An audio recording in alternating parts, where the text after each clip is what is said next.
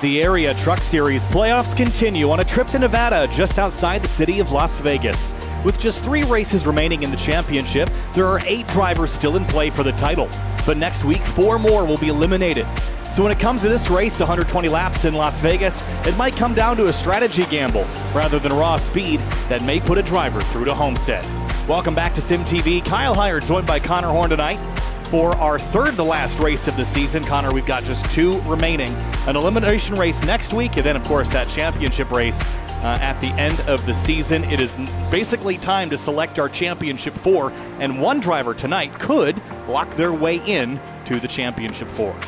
Yeah, it's going to be a fun one, especially with the way this track races with the Truck Series. We got so many drivers still involved in this, and all 8 of these drivers, any one of them can still win this title. Obviously, we know the favorites, and we know who's not the favorites, and we know who's the underdogs, but they are still all to be played for here as we'll get the points up right here. James Scioli, what else can you say about him? 38 points to the good coming into tonight, and he is looking to be in a good spot. He will not skip the first round of this round like he did last round in both the Pro Series and Truck Series, so he will be here tonight. But after Scioli, as you can see, there's nowhere to hide. Slaughter, Weishart, Tom Bourne above the cut line, but not even really counting as above the cut line, only 4 or 3 to the good. Beckner very below. Elwood and Hearn, surprisingly, they have great seasons, but they find themselves below the cut line. And Garrett Grant is in a tough position as well. Yeah, this is where the cream rises to the top, and James Scioli with that 38-point cushion. He's pretty well in the clear, but there's 2 races, and even with a relatively shy field of just 25, he could very easily fall out if he doesn't get a win tonight or next week. Of course, he has some room to fall that others don't have. Slaughter, Weishart, Bourne, and basically everybody else is going to be in a brawl for those last 3 championship 4 spots. And Garrett Grant in particular, and probably Cameron Hearn as well, they got a little bit of work to do if they want to be in the conversation. It's going to be tough out there come next week when we finally select our championship 4. Here's a look at how practice is going so far, and you'll notice, Connor, that the drivers lit up on the ticker. The blue are drivers above the cut line, the yellow drivers below it. All 4 of the drivers above the cut line are outperforming those below it. So that's not a good sign for things to come for Elwood, Hearn, Beckner, and Grant. Yeah, definitely need to pick up the pace. It's not like how we saw last night with the drivers barely on the cut line, like JT Poole last night, Ryan Hart, Seth Knoll, everyone. 4 drivers who are right on the cut line, all running in the top 5 basically. So we might see that tonight at some point, but if the standings in practice are any indicator, that might not be the case, as like you talked about, the 4 of the top 7 are above the cut line. Then Alan Elwood below the cut line is the highest of those guys in 10th as we go into practice for the final 2 minutes. We were talking about it before it started. There was such a huge pack. It might have been the entire field for all we know, but it just could not stay together. And that's the type of racing we might see all night long, especially as the night settles in here and the sun goes down. It might be very tight-knit racing. Yeah, you mentioned the pack racing nature of this track, and we didn't really see that extensively through the entire field last night. We saw kind of breakaway moments, but tire wear was a topic of discussion a lot yesterday in the Cup Series race. I don't think that'll be as big of a deal tonight, especially, Connor, as you mentioned, transitioning into a night race. When the tire wear goes away, the longevity of the truck will stay with a driver over the course of a run, and it'll allow these trucks to stay packed up, let alone all the extra draft and downforce that these trucks have in comparison to the Cup car. Yeah, the amount of downforce definitely changes the game as well, and it's not going to be a similar race to Chicagoland. It's another 1.5 miles, yes, but Chicagoland, a much more abrasive surface, a lot more age into that track, and even in the way these trucks race, that race got spread out. We had green flag running, and David Weishart pulled away with it, and we got the green flag pit stops. 120-lap race tonight, I believe. So with how this surface is not very old, you're going to be very packed up. The draft is going to play such a big factor. Also, it's going to play a factor which lane you choose on the restart, which lane you try to get to. It's all going to play a factor, and it might produce an absolutely wild short race here tonight. It could produce a wild race, but historically, there haven't been all that many yellows, even when the average lead changes at this racetrack 18, but only an average of 3 yellows for 13 laps. Now, in the playoff race in general, an average of 2 cautions. So I don't predict a lot, but given that the pack racing nature of this could lead to some dramas, I think we have to leave that on the line as a potential situation for tonight. Some yellows that could take out some playoff competitors. Now, we saw that last night as well. A couple drivers, Travis Beckner, one that got wrecked early, not of his own doing, just kind of got caught up in someone else's mess, and he was fighting from a long ways back all evening long. So that will be something to watch as well. With practice complete, though, race fans, be sure to subscribe to the Area iRacing Twitch channel. For only $5 a month, you can watch all Area broadcasts commercial-free. You can also use new Area iRacing emotes in the chat and earn double channel points as a subscriber that you can use to redeem for free merchandise at twitch.tv/Area iRacing. So qualifying's underway now, Connor, and as far as how important this is in the grand scheme of things, I would say moderately. I think track position will be relatively easy to come by tonight. However, I don't like starting out back because of the potential for those big wrecks in the pack racing that you mentioned before. Yeah, you definitely want to. It's not going to be as important here tonight, like you said, but what is going to be important is that bonus point for getting the pole. For all those drivers within 3-4 points of each other right on the cut line, it's probably going to be the most important bonus point for the pole we've seen all season long. It's really your opportunity to be the first one to land a big blow on your competitors and try to get that extra point that everyone's going to be thinking about going into this race. Here comes Garrett Grant. He will be the first driver to take the green flag here in qualifying. One lap as well. Yeah, not a lot of lifting either. You're pretty much committing to throttle and just picking the line. And this is your only go, so you don't want to run high and build up momentum. You've got to kind of carry as much speed as you can for one and only one lap. You can see how big of an arc he took, trying to full throttle all the way to 3 and 4. So you need to take that big arc to make sure you can pin it to the bottom of the racetrack. You can see such a low exit there, just trying to get to the apron immediately. He'll come across the line of 3.879. He'll be the first one to put a time down. Jacob Bell next. He will not go faster than the 42.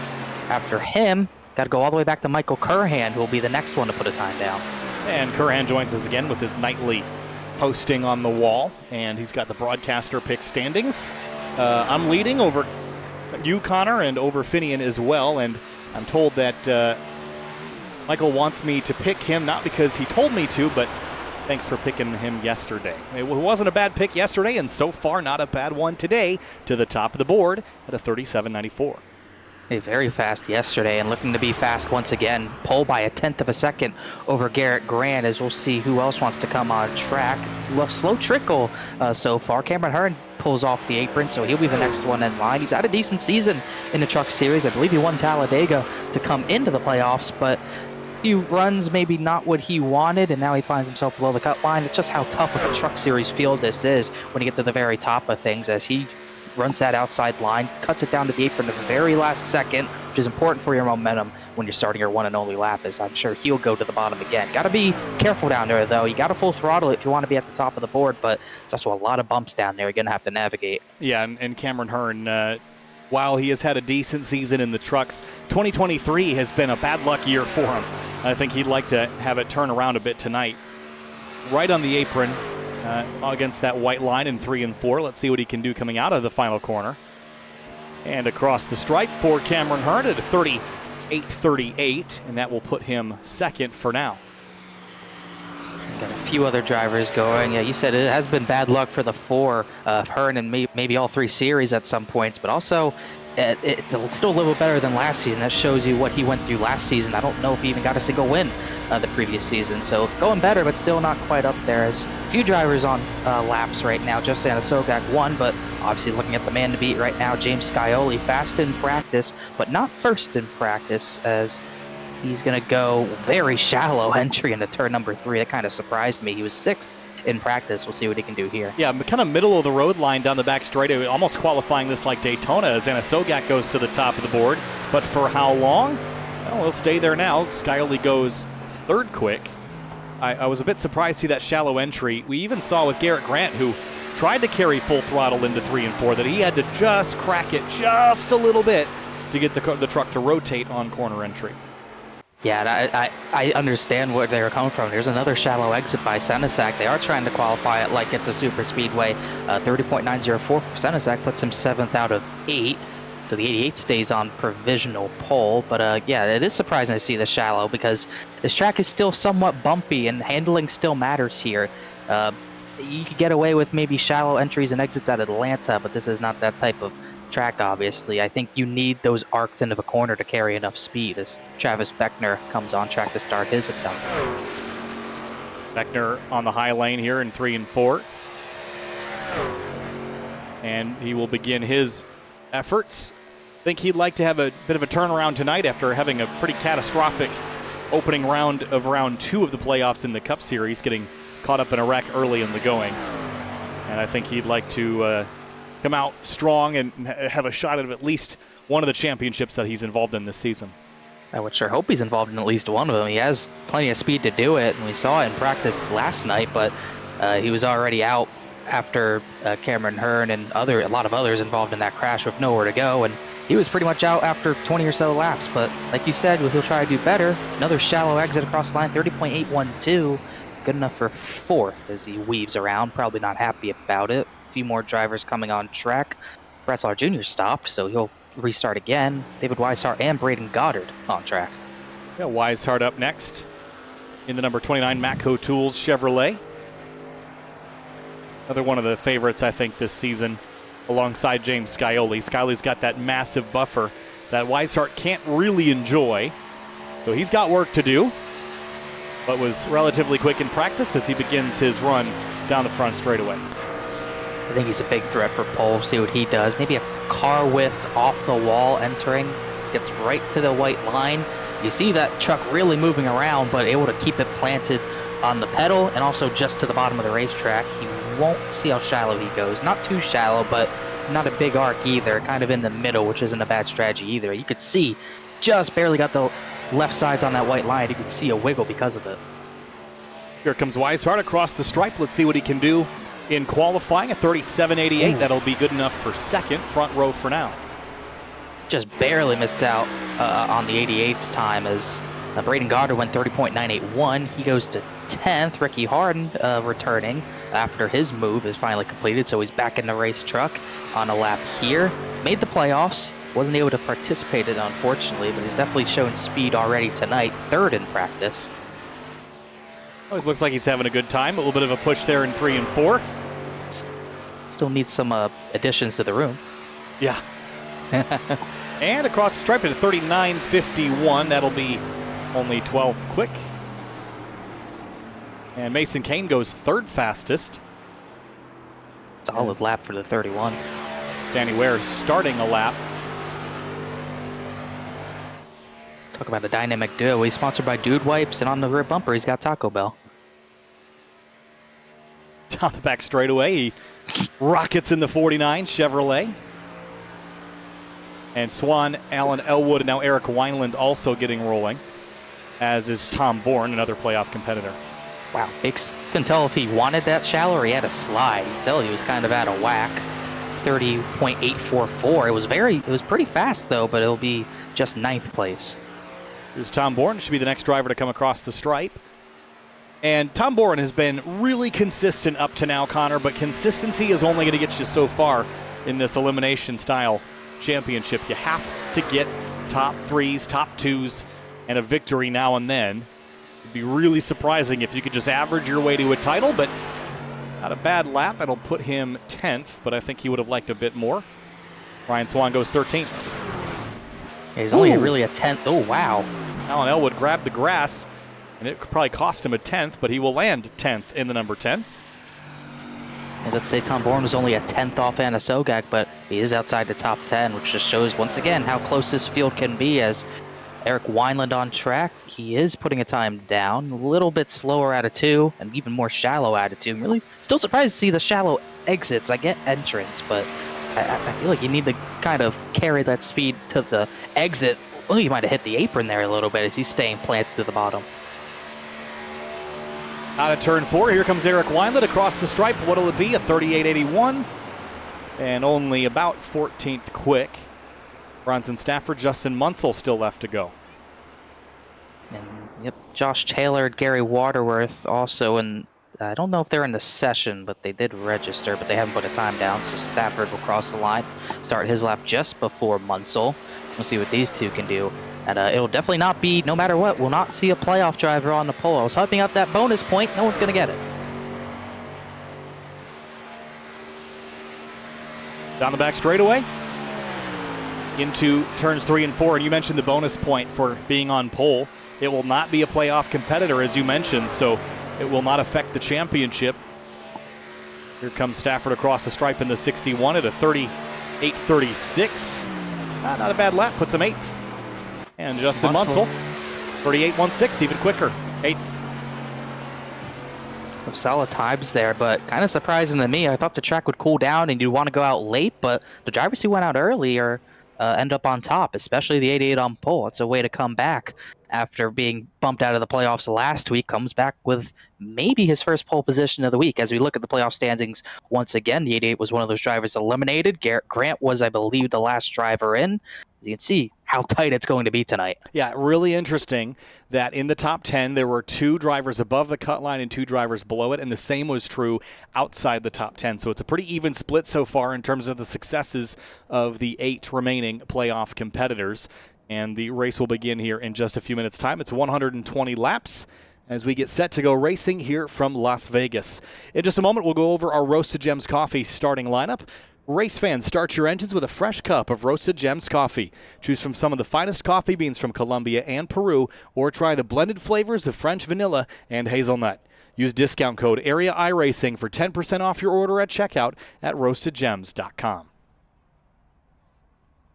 So the start of this race, Connor, it's going to be just at dusk. The end of this race will be at night. What kind of transition do we have to worry about, or is it not going to make that big of a difference in terms of track temperature and rubbering in?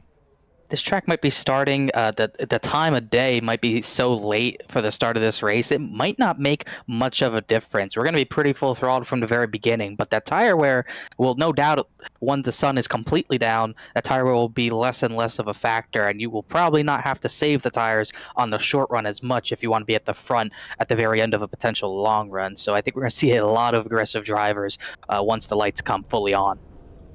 Well, trucks are down on the grid and getting ready to line up and go racing. 25 of them will kick this off, and let's go through our Roasted Gems Coffee starting lineup. On row number 1, it's going to be Justin Anisogak, recently eliminated from the playoffs, but still trying to state his case that he should be in it. David Weishart starts second, one of those championship 4 above the cut line coming into tonight. Another driver just eliminated as well, Mason Kane, who qualifies 3rd. A great qualifying effort for him, alongside the 24 truck of Michael Currahan, who we'll see if you pick him tonight. We'll see. Yeah, we'll see. James Skyley starts 5th. He's got a pretty good cushion, but just don't burn it up tonight, and he'll be locked in for next week. Travis Beckner starts 6th in the number 28. Greg Mitchell, Final Four contender from the Pro Series last season. He'll start 7th in the Truck Series tonight alongside Justin Munsell, who's waiting to get that breakout win. He's been so close, and he'll start 8th, trying to get it tonight. Bronson Stafford starts 9th in the number 61. Cameron Hearn starts 10th in the number 4. See, Brad Slaughter Jr. was trying to look for him. He is starting 11th position, a little further back than he would want, alongside that Dude Wipe Silverado of Danny Ware at 12. 13th place is Alan Elwood in the number 10. Tom Bourne starts 14th in the number 16 truck. Garrett Grant's going to start in the 15th position. Not too bad, but I believe he's the worst out of the playoff drivers, just in 15th position. He'll start alongside Eric Wineland in 16th. 17th place, Jacob Bell in the number 77. Ryan Swan, 18th in the number 1. Bryce Senesac starting 19th position after being, I think, in top 10 in practice, but he'll start near the rear of the field alongside A.J. Roger, rounding out the top 20. It's 21st place. Ricky Harden making his return in the number 15. Braden Goddard starts 22nd. Then it's Bobby Tinch, Gary Waterworth, and Josh Taylor wrapping up the rest of your field. Pick me a driver to win this race, Connor. There's a bunch to choose from. There's a bunch to choose from. Everyone's fast tonight, but I think the 28's calling my name. He needs redemption after last night, and I think this is just the type of race that he's going to go out and win. So give me Travis Beckner. Well, I like a driver that is above the cut line already and one that we know can win. It's David Weishart for me, the number 29. Rolls off in 2nd place. I'm playing to Michael Currahan's point system. I know Weishart isn't going to let me down. 120 laps tonight from Las Vegas Motor Speedway in the Area Truck Series playoffs. Race 1 of round 2 is underway from Sin City.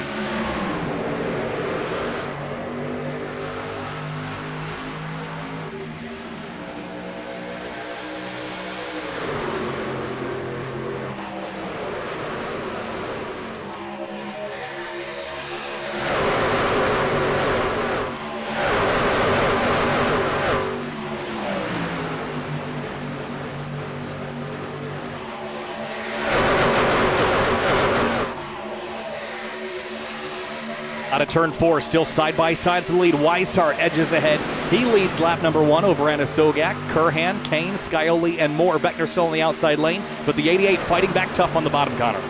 Trying to get it done on the bottom. That bottom's where you want to be if you're alone, but that top side gets such a run through 1 and 2, and you're able to avoid the bumps up there, so no surprise that the 29 was able to get the lead away from Anna Sogak. Now the question is, are they going to single out and start to stretch a gap, or are they going to stay packed up? It's 2 by 2 so far. So will it filter out, or will it get crazier and wilder as the laps go on? Weishart way down on the apron, maybe trying to break the draft. Look at Kurhan on the outside lane in the 24. Also likely just trying to get a little bit of a run. You get a bit of a run if you take the tri-oval. As I think a car slid back there, but he's all good. As you get a run if you use that tri-oval. It was tough to do last night because of how wacky the next-gen cars can be, but you can do it in the truck series tonight and probably have no penalty for it as Anna Sogak goes back to the lead. Yeah, good power move there by the 88. Mason Kane still lingers back here as the rest of the field filters on through to complete lap number 2, 4, 3. What lap are we on? 4. Well, they completed lap 3. Things happen quick here, and they're going to click them off really quick here tonight. This is a 120-lap race, not a very long one, actually. If we go green from flag to flag, it's about 59 minutes from now that we'll see that checkered flag. Here comes the 29 again. 2 by 2 for the lead. He'll get the lead back. We'll see if he has it at the line. We're maybe seeing these guys try to get single file, but not the case. They almost look, Mason Kane almost look 3 wide middle as they're 2 by 2 within the top 6 cars as Beckner's making a charge closer to the front as Weishart once again goes back to the lead. 7 slips just a little bit. You see Kurhan get backed up on the bottom. The 28 follows him as well. Still 2 by 2, Connor, so I think you're right about the way this is going to pack race a bit, at least for the early going. You're not going to be able to break away. You're going to be stuck in line. Look at the 8 of Brad Slaughter Jr. He's a driver that kind of slid by us a bit in qualifying. Started 11th, kind of mired back here. I'd expect more of him later in this race, but right now, stuck outside the top 10. Kurhan up the track as Weishart chopped the 7, kind of caused the butterfly effect there. As not a great qualifying effort, and I think because of the way this pack race is, the way this track race is, it's going to be tough to make up track position in a way because you can't really get that big of runs on drivers. The track isn't big enough to really do that. So someone coming from the back like Garrett Grant starting 15th, he's already dropped back to 19th as well, but it's going to be much tougher to make moves, try to get to the front. Whoa, big slide dice there from the 8 and the 61. The 2, Mitchell drifts up mid-corner. Now, drivers right now having to stay really mentally focused. Think back a couple weeks to Talladega, Connor, how much drivers had to focus to pick their line, but you can't change lanes mid-corner as easily as you could at a place like Talladega. So once you commit, you're committed. And that can lead to some big dramas later in the race when you just don't have the tires to maintain the line that you did pick. You just don't have the room to do that as well. You have 4 lanes at Talladega. You're really only going to have 2 consistent lanes. Whoa, that's getting dicey at the back. 3 wide, Bronson Stafford in the middle of it. They were almost looking 4. Brad Slaughter's on the bottom, and he's got the most to lose of the drivers in this group, but Tom Bourne's kind of in a bad spot too. Yeah, and we've already seen 5 wide in practice, so who knows what we'll see if we get to the end of the race with everyone on top of one another. But look at this 7 of Scioli coming to the front once again. Content to shove the 29 for now up at the front as Slaughter still tries to work through the field, but not making much progress. That 7's looking racy. I think he wants to go, but he's also just trying not to make the move too soon because you could go backwards if you play your cards wrong. Well, the back is singling out. There's still some side-by-side from 3rd on back. Justin Munsell, Cameron Hearn on the outside lane following Anna Sogak and working lap number 10 of 120. The 7 makes a peek to the outside, maybe just trying to block the advancement of the 88 as well. Big stack up after Scioli's move. The 6 goes up the track. 3 wide middle comes Cameron Hearn. No stranger to those moves. They bang doors, still 3 wide. That could have been catastrophic, but they make it work for now. Yeah, not waiting around is Cameron Hearn. Middle 3 wide and bouncing off doors. He doesn't have to pull risks that big this early, Connor, but if you can state your case that you're going to play aggressive, maybe the drivers that are not in the playoffs will let you have it for now. But Cameron still got his nose up the middle of a 3 wide situation and not looking like he's willing to bail out. Munsell way high in turn 2. He's been trying that. I don't know if he's been trying that line or he's trying to drop to the back or it's just too bumpy up there, and he keeps trying it. But yeah, the 4 is going to be aggressive tonight. We see it at the super speedways all the time. And it's going to race like one. You know he's going to be racing like it is one. He needs points. He might be in a situation where if he doesn't get good points this week, he's going to have to win next week. It's not going to be a good situation if he's in that situation. So he's going to try to get as many points tonight as possible, working his way up close to the top 3. The 4, Cameron Hearn, got loose on the apron, was straddling that banking there for a moment. And talk about focus. Look at Curhan's eyes right now. So focused in the moment. Has a chance to look down at the gauges just for a second as he slots ahead of Scioli. But right now, this is tight margins here. A couple feet between each other on internet from around the country that you're just trusting is going to be accurate enough for you to race this close, this tight. Yeah, this is probably just over half the field, still 2 by 2. You really got to wait till Ryan Swan until you have official single file. These guys just laying back, trying to save tire and maybe get to the front at the end of a potential long run, or just avoid the big one that might be brewing. Because look at these guys all over each other. Most of the pack separated by, top 15 separated by just over a second last time by. This is wild stuff as the top 2 get away once again. It's Curhan who got the second over Scioli. Brad Slaughter, he's making moves forward right now. Middle 3 wide between the 4 of Cameron Hearn, who comes across the nose of the 8. That was almost disaster for both. Ooh, Slaughter's up the track. Hearn's just going to shut the door. That's a bold move to make. Gets in front of the 88. Now Slaughter gets to the bottom side of him, but that stacked up the 88 big time. Cameron Hearn is not taking prisoners so far. No, that was so close off into turn 1. They made it out the other side, but this 8 is moving forward. Remember, he started 11th. He was running 12th when we last checked in. He's up to 5th place now, and another hip check there from the 4 maybe. That was almost like a swerve to say, hey, I'm going to be running at the front. You just got to follow me. That's kind of what the vibe I got from that is he is trying to get to the front fast. Curhan almost tapped the wall, trying to keep Scioli behind him as the 7 comes back in line. As that the 29 starts to build probably the biggest gap of the night, and it's only 0.2 of a second. Working lap 16 now. Weishart leads. Important if he can lead the most laps and lock that bonus point in, but he's a long way from making that a reality. He would have to go another 45 laps to lock that. Actually, a bit more than that even, as others have led so far. Probably not too far. I mean, we're still far away from pit stops, but I don't think we'll see them get close to lap 60 if it went green to that point. Don't think the fuel will last with how full throttle this is going. So if you're split up in thirds, Beckner almost hit the wall back there. If you were to split up in thirds, you hit lap 40, lap 80, but we'll see what strategy ends up happening. Yeah, Beckner kind of recoiled, almost touching the wall, then turned left off the corner and almost bounced into Munsell. And the 6 shoots up the racetrack. Big understeer moment there, and the 28 crosses him over on exit. Tries to get to the bottom, but so tough to make that pass work on the bottom. We saw it last night. It's going to be even harder tonight, I think, but he has room up. I think he will be able to make this pass. That's for the 7th position as the 6s kind of start falling back a little bit. As now we're starting to see the front runners get single file after being 2 by 2 maybe 3 laps ago. We're single file all the way back to the battle for 10th with Danny Ware and Mason Kane.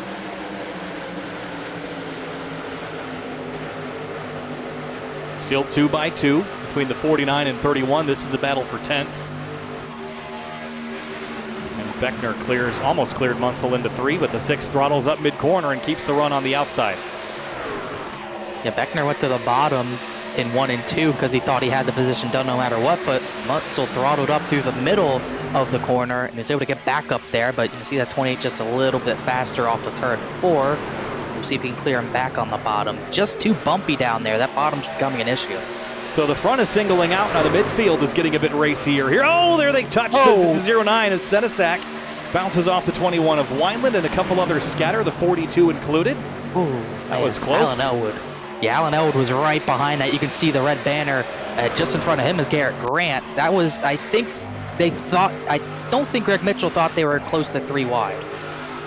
Yeah, I mean, it was only 1 outside, and he just kind of shifted over to the right, and then by the time that he did that, it was 2 outside of him there, so that's an honest, easy mistake to make. Garrett Grant pushing up the track. Ooh. 21 of Wineland kind of stuck up there. Beckner still cannot clear the 6 of Munsell, even though I think he's faster. And then at this point, when these side-by-side battles happen, it starts to come down to who's pushing you very close between the 0-9 and the 2. It comes down to who's going to push you. Stafford's going to go with the 28, but no, he's not. He's going to go to his right rear. So you know very easily who your friends are at this point, as Senesac's got some friends on the top line with Wineland, Grant, and Elwood. Yeah, see, the whole field migrating up to that middle groove now as the tires begin to burn off a little bit 21 laps into this run. The middle line is a little easier to maintain without scrubbing tires. And the field is singling out, Connor, and you and I talked before the show started that if we were to get completely singled out, this race could really easily go green all the way. And that would be bad news for drivers like Garrett Grant and Alan Elwood, who have fallen to the tail of the field. Yeah, Grant's gone back 2 positions. Elwood's gone back 5 positions. Majority of those because he had to check up for a potential crash. But it could go green, has single filed out, but there are still 23 drivers in the main pack, in the main draft, separated by 4 seconds. The only 2 drivers off this line, this conga line, I'd call it, Bobby Tinch and Braden Goddard, who have dropped just trying to save themselves, I think. But we are seeing fall off more than I expected. The time from David Weishart, the race leader, he's already off over a second. Yeah, that's actually pretty similar fall off to what we saw last night with the next gen car. So that's a lot more than I expected as well.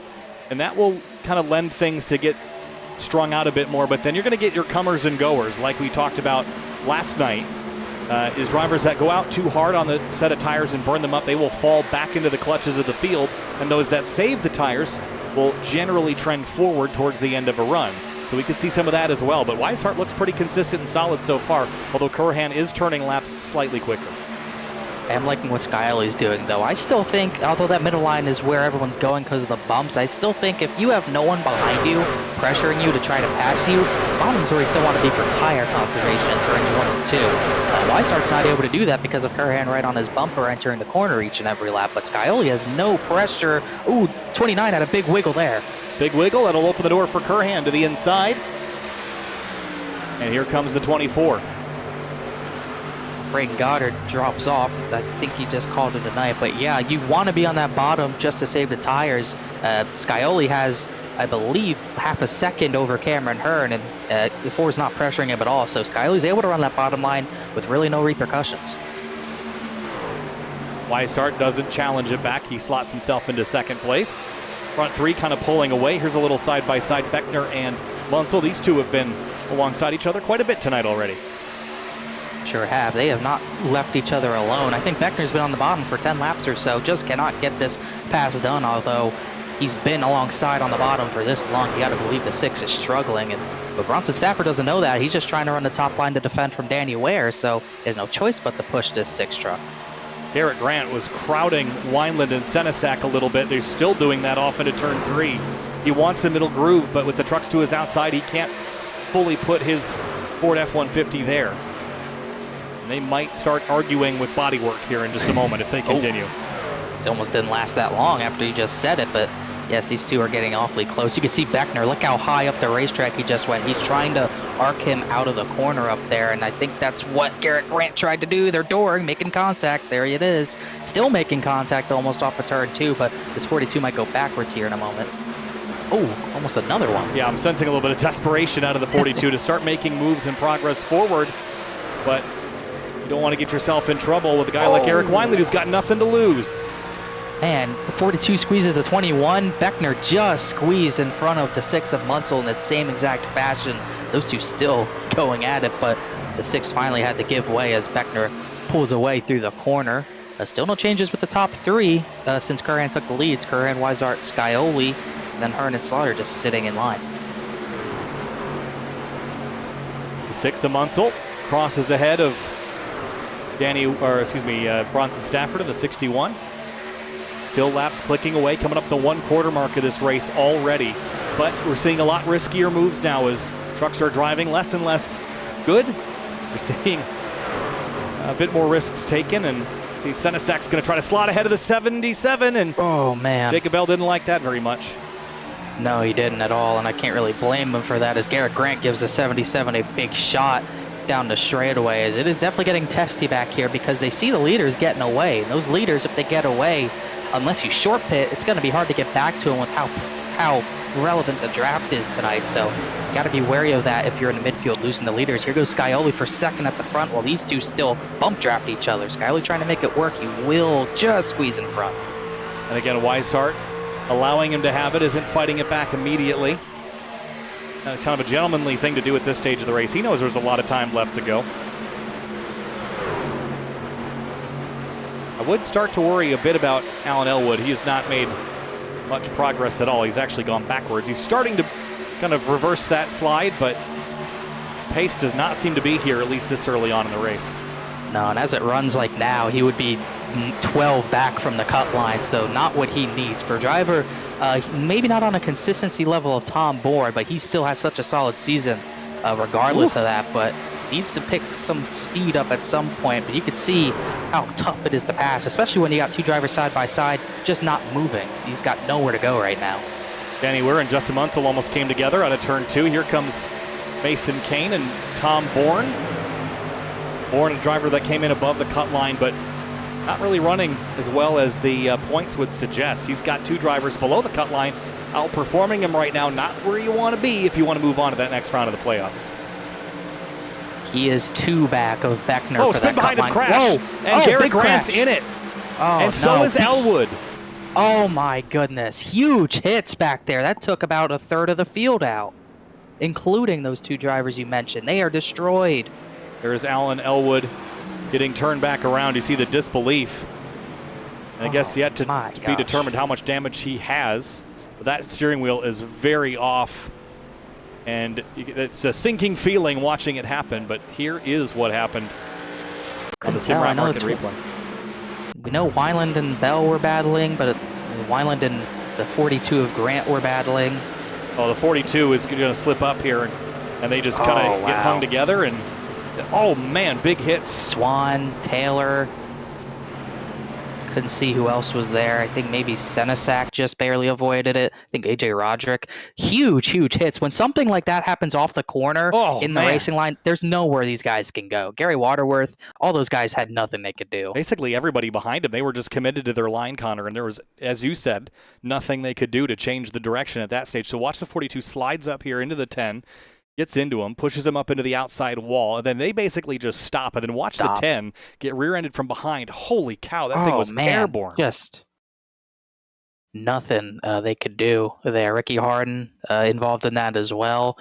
When you get tight on the bottom over the bumps at Vegas in turns 1 and 2, there's nothing you could do. You're long for the ride. Garrett Grant, I could guarantee you, wow, Waterworth pile drove the 10, but I can guarantee you Garrett Grant was fully out of the gas. But at that point, when you wash up because of dirty air, there is nothing you can do, as that takes Josh Taylor and Gary Waterworth immediately out of this race. Probably won't be the only ones. Curhan gets the lead off of pit road there, as I think he had to lead anyway, so no surprise there. But huge implications, no doubt about that. Two drivers who have been solid this year, especially Alan Elwood, they might be done for good. Yeah, that was certainly the Waterworth, Taylor, and Braden Goddard, who was already out. They're definitely out, but that was such a big hit, and you see the frustration on Alan Elwood's face. Yeah, you're right. I mean, not much that. I mean, once Garrett got pushed up or kind of slid up the hill, lifting isn't going to do anything. You're just going to. I mean, you commit and then that's it, right? There's nothing much more, and. Obviously, you have to lie the blame on the 42, but only a limited amount because, as you know, Connor, sometimes you slip up and there's just not much you can do after that. Got that right. It's just so tough to predict because it's probably the first time that had happened to him as well. He'd been running at the back, but he'd been running okay. That had not been happening, and we haven't really seen anyone have that issue until that very point. But clearly, just got to the point in the run where the tires on the bottom of the track just had no more to give. So 1 to green already, and pit stops have already been underway for everybody. Alan Elwood is rolling again, but it doesn't actually seem like the engine's all that damaged and the steering's relatively straight, so it's not over yet as he has to slow down to catch the field. Not over till it's over, but it's going to make this night a lot less fun. Yeah, no doubt about that. As when two drivers wreck below the cut line, you got to imagine that they're just absolutely devastated. As you can see from what we saw, he is almost in disbelief. Kind of what we saw from Justin Munsell a few weeks back at Talladega, just disbelief, shocked that it happened. And now you just, I guess, unless it's repaired, you just ride around and just hope something else happens. But both these drivers are 12 or 17 to 23 points back in the cut line as it runs, so they need a lot of help. Yeah, and it's not like Garrett got into the 10 and drove off scot-free. He was also involved and has damage as well. So certainly not a result that either of them wanted. But lap 36 going to get back underway here from Las Vegas, and we'll resume the action from Sin City. Kurhan, a nice clean restart, back underway. As these guys restart, Kurhan gets clear for the race lead. The cut line's still very close. Tom Bourne, he got some positions. He's up to 9th. He's 1 to the good over Beckner. But obviously, we're going to get back to that pack racing style for a little while here. So everyone's going to be scrambling, including those playoff drivers. Yeah, now you get the old Larry Mack cautions, breed cautions sort of scenario here. Oh, someone up the track in the back. I Look think out. that was Greg Mitchell. Hearn wanted underneath Brad Slaughter Jr. and was looking onto the apron to do it as Scioli takes the lead. Scioli finally, seems like finally, he thought he was already led, but he hadn't, so he gets his first lap led, as points definitely matter for the 7. The 16 was on the apron out of turn 2. Trying to ride, I think. I don't think he wants to run too hard. He's giving Bronson Safford the top, but yet another point to Scioli's tally that he probably doesn't really need that badly, but always good to run at the front as a tune-up, maybe, if you make it the Homestead Miami in a few weeks' time, as still single file with the top 4, but jockeying behind them, Beckner and Bourne and Cameron Hearn all on top of one another. Oh, car way up the track. That was Weiland. I don't know if Munsell hit him, but I thought he was going around. Trying to filter back out on the back straightaway. Couple trucks inside and outside. The 6 of Munsell went backwards pretty significantly in this exchange. The 09 on the apron had a big slip up. Mason Kane looks to the inside of him.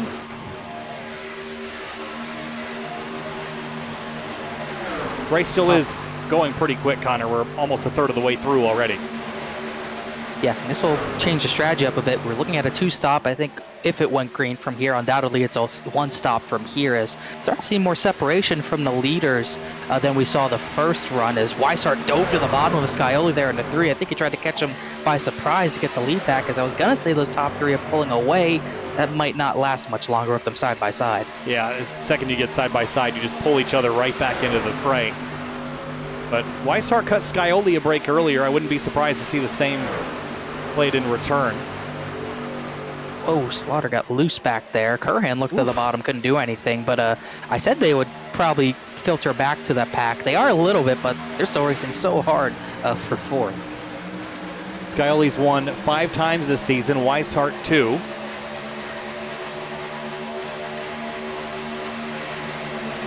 And David going back to the outside again. So what was a bit of competition earlier is back to a fierce fight here.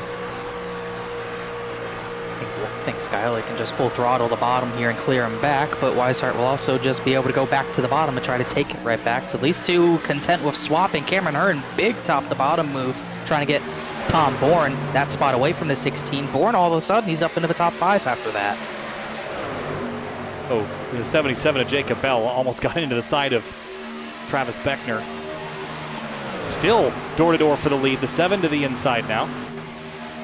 They have no issue swapping back and forth, swapping lanes. Scioli try to clear again. It's going to be close. I think he will shut the door. Nope, he hesitated. 29 stays on the outside.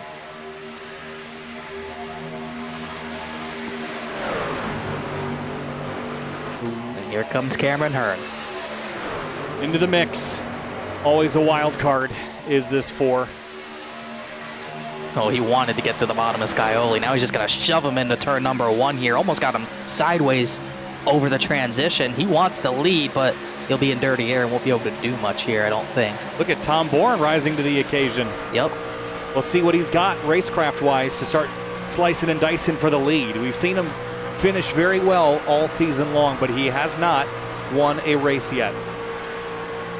Could be the night, could be anyone's game for all we know. Jacob Bell's making his way up to the front. He's up in a battle for 7th with Brad Slaughter at this point. Beckner is now the one kind of going backwards a little bit. He was running 7th before the restarts, but just not making up the time that the 16 is all of a sudden.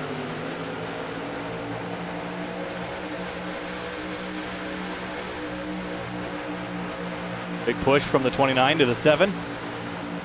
Shoots Scioli out by about a half a truck length. Curhan, I think, had a wiggle. Yeah, they're stacking him up behind. This is where the slightest slip up from anybody is going to result in a crash. You don't have a lot of room to make up for it. Cameron Hearn down the inside, wasting no time. Scioli pinching, Hearn up the track. I think Scioli wanted to shut it off, couldn't do it in time. Now they're 2x2 at the front, but look at the shove the 29's giving Scioli. Scioli chops the nose of Cameron Hearn. Hearn tried to give him the bumper, I think. He wasn't happy about it, but Scioli keeps the lead, but he gets sideways. Very risky racing for a driver who, one driver who can't afford to lose anything. I guess one driver sort of can, but you don't want to. Yeah, Scioli again has a pretty sizable gap coming into this. this. He hit him. He did knock him up the racetrack a bit. Oh, man. Scioli doesn't want to use that 38-point buffer, but the way Cameron is all over him right now. Look at the big block defensive move from the 4, defense and offense all at once. Now, you don't want to use that buffer up this week, especially going to a short track next week. You don't want to have to risk that, so got to be very careful. Weishart said over the radio he will wreck him next time, so markers being tallied, and we are not even halfway yet. Here he goes at the bottom again. This is the way they're talking, it might not end well. Yeah, it's interesting that the tempers are already flaring. Not even to halfway yet, but they feel like it's coming down to crunch time. Cameron did lay off the 7 a bit that lap. Well, if he gets too close to the bumper entering too many times, the 7 will spin. There's nothing you can do about it when you get aero loose, but I think he's backing off a little bit, maybe because his tires might be hurting, but Weishart continues to push the 7 as the 4 still tries to work the bottom. You can see much more connection on the top lane, but Tom Bourne can't really get to Cameron Hearn to help him out with a push right now. Hearn's also just trying to get a bonus point for a lap led here as well. Yeah, so far he has not led a lap. Scioli and Weishart have, and he's pulling through now. I wonder if he'll steal it this time, and he is close. Yes, this lap, Cameron Hearn grabs that bonus point.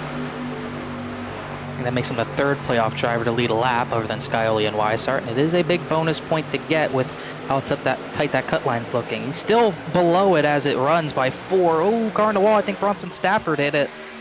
Don't think anyone else hit him, though, but that looked to be a pretty wild moment. Yeah, Mason Kane dove out of the way. Ricky Harden bailed out as well. They did a nice job preventing that. Scioli back around the outside of the 4. And Weishart might give the 7 another push. I think we're starting to get to that point in a run where the bottom line running it might be a losing battle for a little while. I don't think Hearn will lose too much time, but we saw, especially in the mid-pack, that bottom, the bumps just become so harsh. You could see how much that truck jumped up and down, and he had to fully lift, as did Tom Bourne. He's back to 5th now. Well, had a benefit of his teammate following him that was able to give him a shove and didn't pop out of line to make a pass. That's helpful. Bezekas Motorsports truck of Cameron Hearn, or excuse me, Michael Curhan. 50 laps down, 70 to go. Now we're starting to see that single file aspect come out again, and see if Weishart wants to try to get the lead back. They kind of work together against Cameron Hearn there, it seemed like, and he's looking content to continue to push the 7 right now.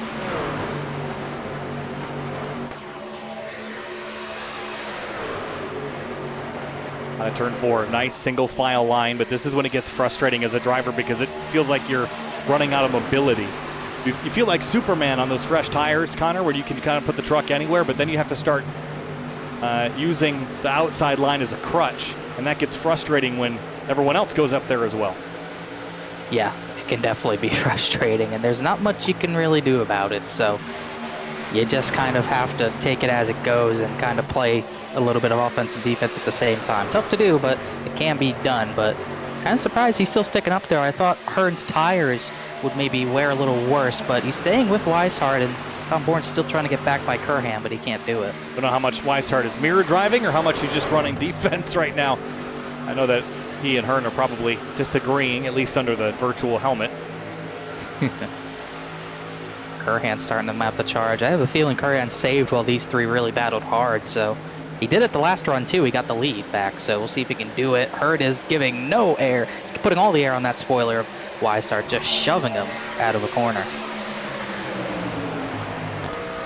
Well, he said he would wreck him. I don't know if I believe him just yet. Weishart said it. Right. I don't know if I believe it either. Yeah, that's. I guess that's why I'm not believing it. But well, you learn not to underestimate those threats. Yes. Yes. Oof. Fresh wounds. You got to be aware. I will say that. But running at the front, like these two are both in playoff contention, would be ill-advised. Especially in the pack, with how tight the racing is as they come up to lap Alan Elwood.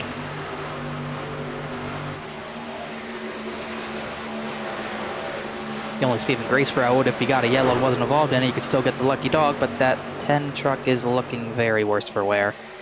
Yeah, Elwood is definitely struggling. He's going to go a lap down here. So, the fact that he's still on the lead lap is pretty amazing. But Garrett Grant is faring better. Not great, but better.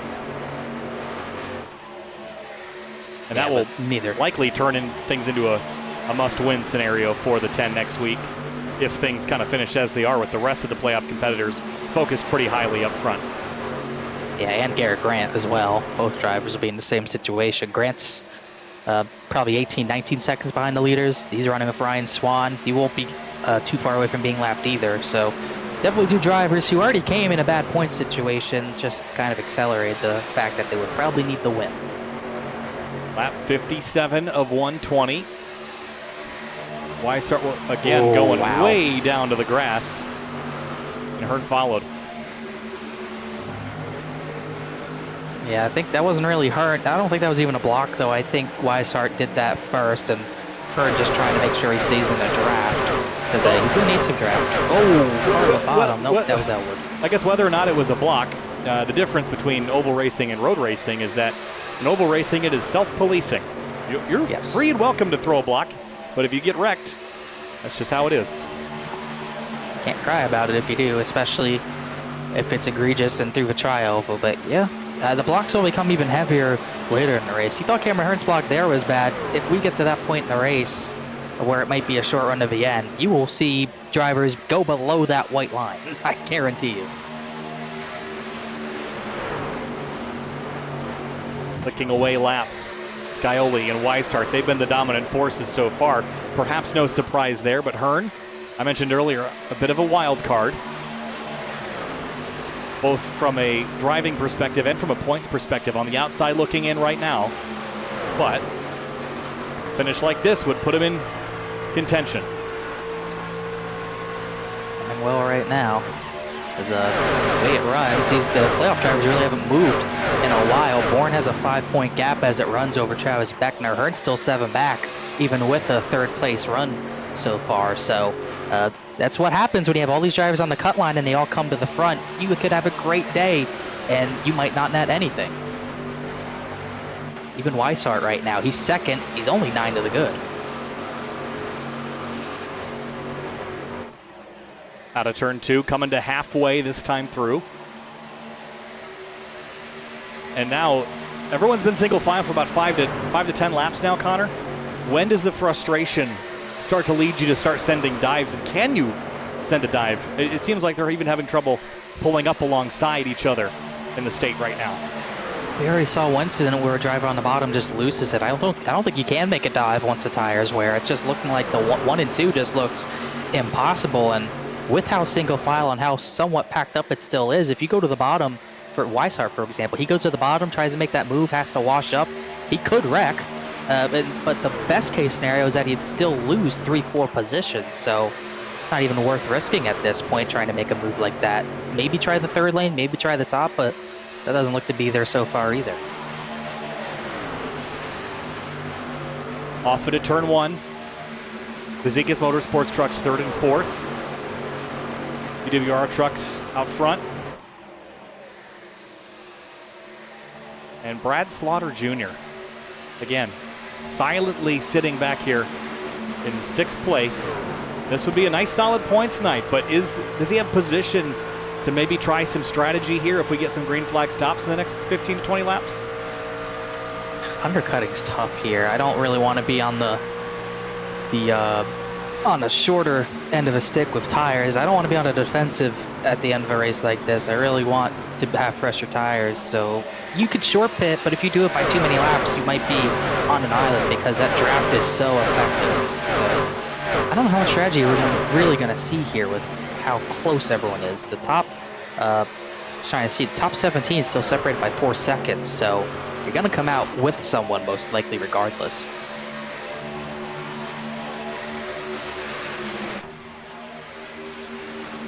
Looks like a freight train right now. But we know if we get restarts late in the going, it will really shake things up.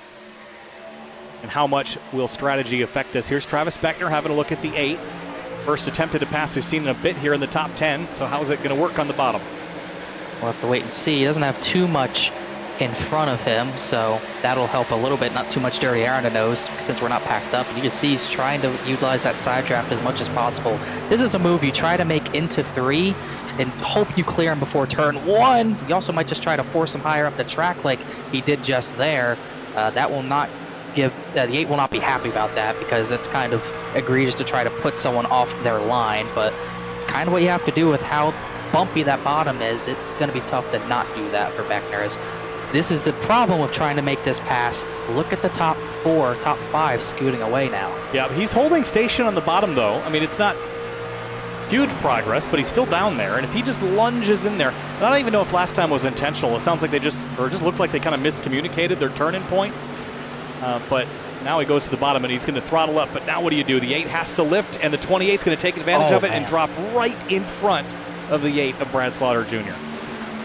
It's very aggressive by Beckner, and you know, usually logic dictates if you're on the bottom of Zona Vegas, you got to go to the white line, but I do understand where Beckner's coming from. That bottom line, the bumps are too bad, so he's trying to get that middle line away from the 8, and he just had the nose over Slaughter to the point where I guess maybe he had the right to push him up the track a little bit. I hate to bring the F1 my corner stuff in, but it's kind of what it was there. He did clear him off the corner, and he just moved up in front of him, and I don't think the 8 had to lift, but it was tight, right? It was one of those moments where you just kind of suck in your breath for a second and you hope that you don't touch.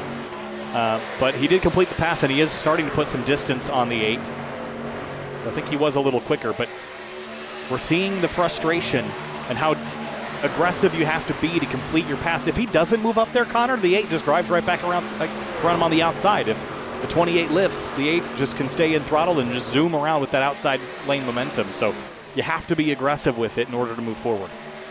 A big move as well because of that's another cutoff guy he's battling. Just trying to run down as it stands. The Weishart's 8 to the good. Bourne's now 4 to the good. Slaughter's only 3 to the good over Beckner because of that. So it might come down. He has to beat that 8 on points depending on how it plays out. So that is a pass he had to make, and it's a pass he had to get aggressive with. And it was he did just that, and he did a great job doing it. And now the challenge is trying to get to that 16 truck. Down the backstretch, the 77 of Jacob Bell and the 49 of Danny Ware. This is for 8th place. Both these drivers not in the playoffs.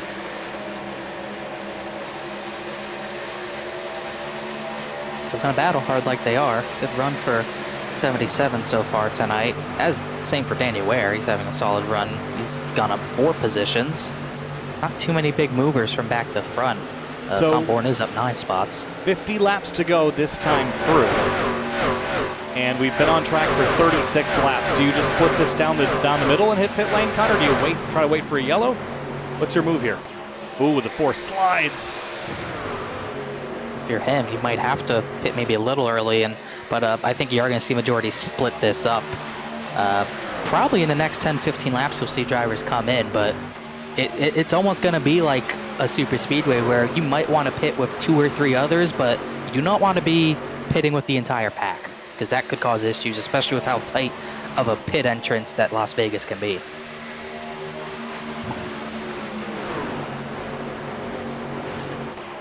Four and the 24 working nicely together, but even then they're still not able to run the 29 and 7 back down. They're losing ground, and the 16 is creeping into the mixture again. And Bourne, I said earlier that you might have to win races and might have to be 2nd or 3rd each week to really put yourself in contention, but he might just average his way into that final 4 with runs like this.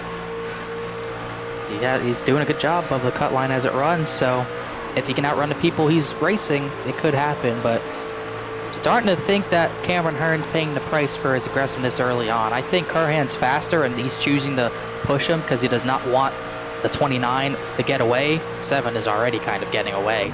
But I think Curhan's going to have to make a decision. Does he want to keep trying to push the 4 in a losing battle, or is he just going to is he just going to have to try to push and go?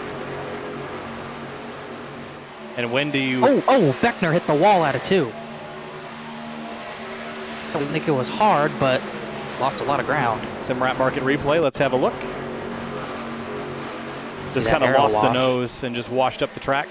And yeah, he did get the wall. It was just kind of a glancing blow, but now it's slowing him down a little bit here. That loss of momentum paid away all the way through to the front straight. And it gets Brad Slaughter back to him.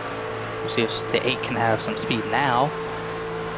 Maybe try to bring it back to him, as starting to see that 7 kind of flex his muscles on the long run like he's done all season long. A 10th faster per lap the last 2 times around. It's up to just over 0.8 of a second now. That lead is really the first time all night we've seen anyone break away. Ricky Harden in pit lane for his final time of the night, in theory, unless we get a late yellow that could mix things back up. The expectation would be any green flag stop from here on out is your final one. Yeah, for sure. And very early to do that as well, but he was not running near the front. Plus, he did have damage from the previous crash. In fact, he was barely in the lead draft in 17th, so might as well try something to get some track position. And it looks like Jacob Bell's pitting, so this should start the flurry of drivers in. Mason Kane as well. Yeah, and it's basically because we are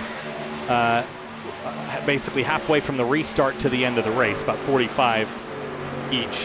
42 laps in now, 45 to go. Scioli's lead is extended now to 1 full second. And tell you what, that 28, despite hitting that wall a minute ago, took a swipe there at Tom Bourne. Yeah, he's still got speed, so wall hit didn't hurt him like it did at Chicagoland with JT Poole, so good on him. And he'll pit, Slaughter will pit with him, and a Sogak can't speed, especially in that situation they're in. Wineland was really fast in, but he might have gotten it slowed down. Greg Michelin as well. David Weishart is slowing down. He was 0.3 off Scioli last time by. Is there some gamesmanship here, Connor? Maybe holding up the 4? Can't tell if he's holding him up on purpose or he's just that slow. He was 0.3 slower than the 7. He's coming to pit lane, and so is Scioli. I don't think that was gamesmanship. I think Weishart drove him off. Look at Tom Bourne. Look out. Oh, did he get? Oh, that's almost definitely too fast, Connor. Stafford, Munsell. Yeah, that I'd be shocked if he got away with that. That was a bit hot. Let's see what happens for Tom Bourne. This could be critical for him. It might take him out of the playoffs, but with the misfortune for the 42 and 10, as Alan Elwood has been officially retired for 21 laps, that might just be a saving grace. Right side tires on, left side tires on. And no, he won't launch. No, that's it. That's such a shame. It's such a big mistake to make in that spot. Scioli's off, Weishart's away. Tom Bourne will be in a probably must-win spot himself unless a stroke of luck happens, because that is a huge error. As more drivers in this time, Curhan, Hearn, Danny Ware as well as Cameron Hearn. Trying to see who else even stayed out. I think that might be everyone. Yeah, I think everyone's in pit lane, so this is going to cycle things back to James Scioli, likely. Curhan just leaving the box. Garrett Grant did just pit, but he was far behind. So there is the 42 on the, or excuse me, the 4 on the bottom, the 7 around the outside. So Scioli will take the lead. He's got Travis Beckner right behind him, who's only 1 lap older on the tires. So Beckner's strategy's worked out pretty nicely here. Yeah, really solid. And we know how it takes a while for the tires to make a difference. Scioli only started pulling away 5 laps ago, so this could work out very well for the 28 if things hold up as they are. No one else is really in their draft range right now. Jacob Bell is cycling out to be 3rd, and he is over a second behind. So this is great for the 28 the way it could stand so far right now. 40 laps to go next time by. And everyone in this picture has cycled through. So this is your running order as it stands on the left-hand side of the screen. Now Weishart fell back a little ways here. He's on a mission and flying forward, but he's got 2.5 seconds up to Scioli. And Cameron Hearn and the 24, Michael Curhan, are well behind. So Scioli's got opportunity to drive away, but he has a pesky fly in the form of Travis Beckner buzzing around his ear. Yeah, that's I would say that's one way to put it. It's definitely going to be tough to do anything at this point in the run, so you almost have to just kind of sit in line, try to save tire for the very end, because it's still valuable to save those tires. We saw what the 7 could do, so got to be aware of that.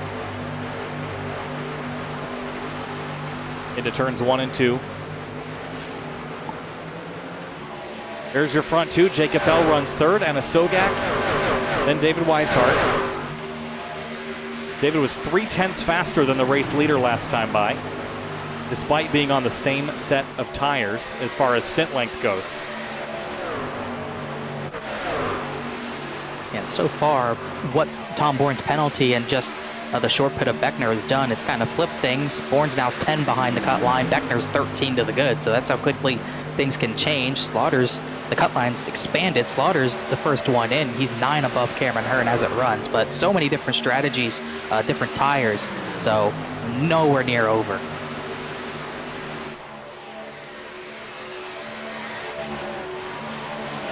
Tell you what, David Weishart, if he can dispatch the 77 and the 88 quickly, I know that we're going to see some tire fall off here, but Weishart's quick, and if he can stay quick for a while the 28 launches an assault on Scioli, we might have another battle for the lead between teammates here, but very much not teammates, these two, the 28 and the 7. No, they'll battle pretty hard. Can't forget what happened last week. Remember the big slam into the corner? Ooh, boy. Scioli to the bumper of Beckner. You think he might remember that this week. Side by side for the top spot. Beckner leads just, and that will click Bonus off point. a bonus point for the 28.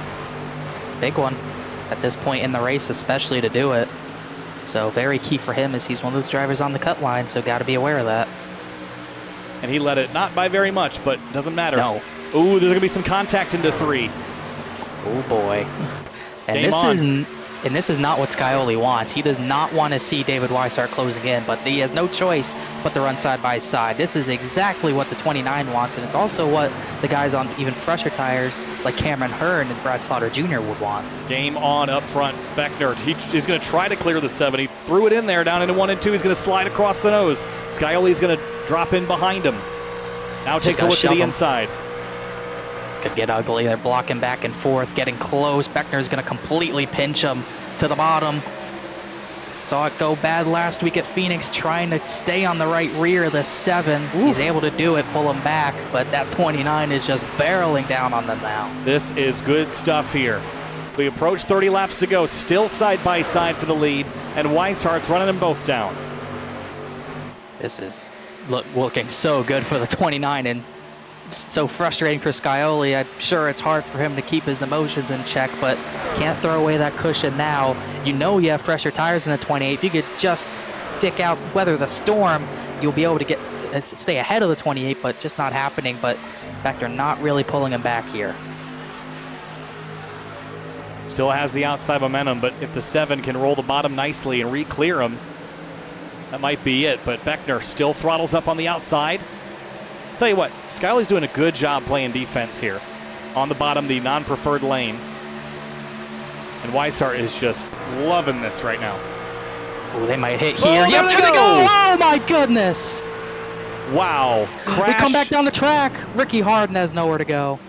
Caution. Oh, and Brad Slaughter Jr. got some.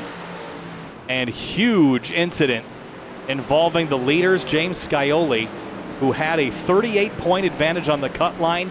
We'll see it go out like a light. But Beckner did not have that cushion, and now he is even at the same amount of damage, but this was predictable. I think we both saw this coming.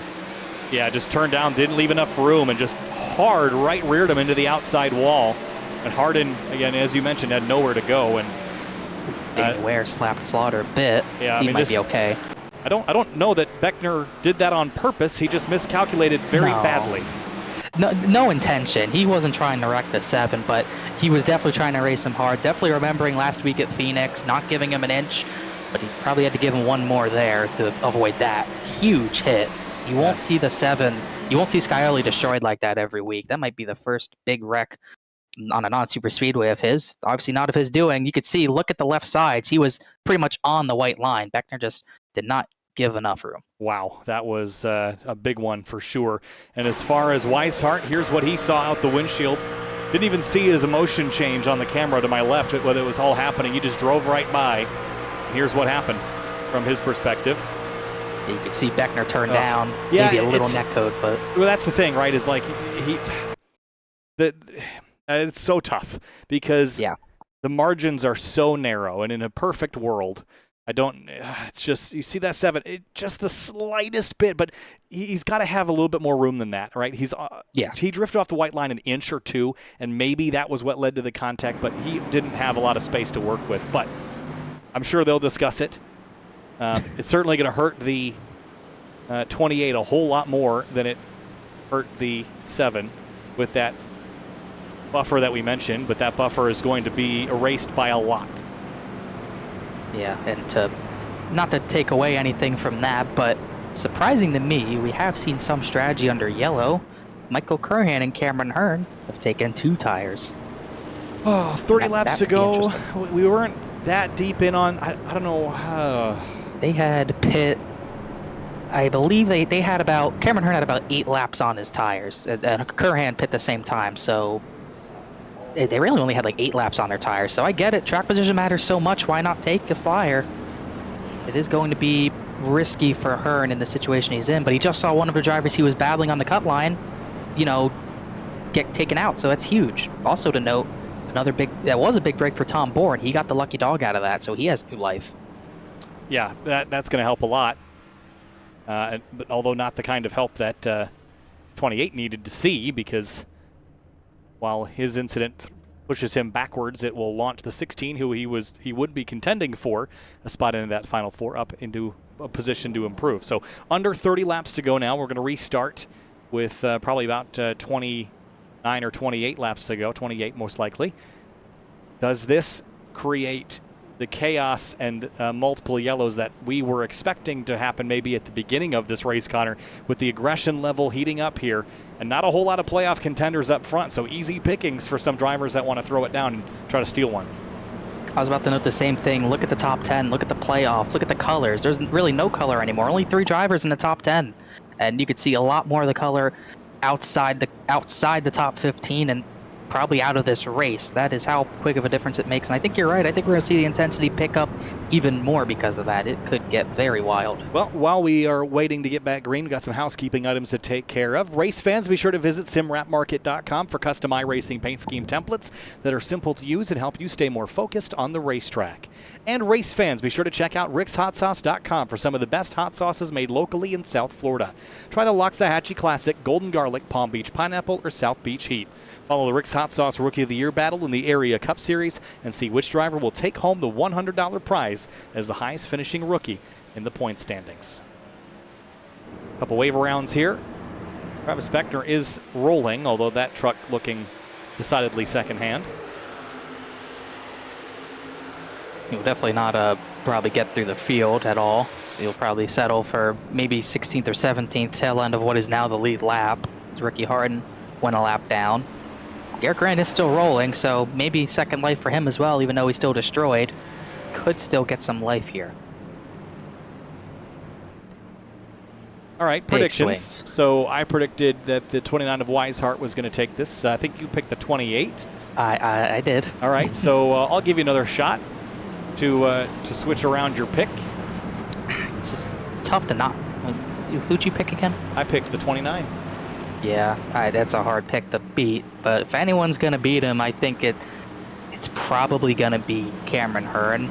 Actually, no, I'll scratch that. I think if it's going to be anyone, it'll be Michael Curhan, because he's got speed, but those 2 tires are going to be tough. If I was you, I probably would have picked the 4. He's been aggressive, he's been on it, but is it too much, too late? Will the tempers flare here at Las Vegas Motor Speedway? Lap 93 of 120, back underway with about 15 minutes of racing to go. 5 drivers out. and 20 remain of the 25 starters. Good launch by the 24 and the 4.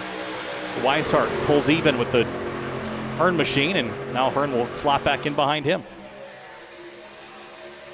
He goes Weishart inside of Curhan for the lead, just like that. Didn't take long, so both the drivers on 2 tires probably going to be, at least one of them's going to be in dirty air immediately. Curhan's going to fight this as hard as he can, but that 29 too fast, and he got a push from Cameron Hearn. Well, behind him, I think the other guys might have another shot here. If they go a couple laps and then get a crash and restart, they could try some other strategy. The 4 down to the inside of the 29. He threw it down there, tried to steal it, and Weishart denied it.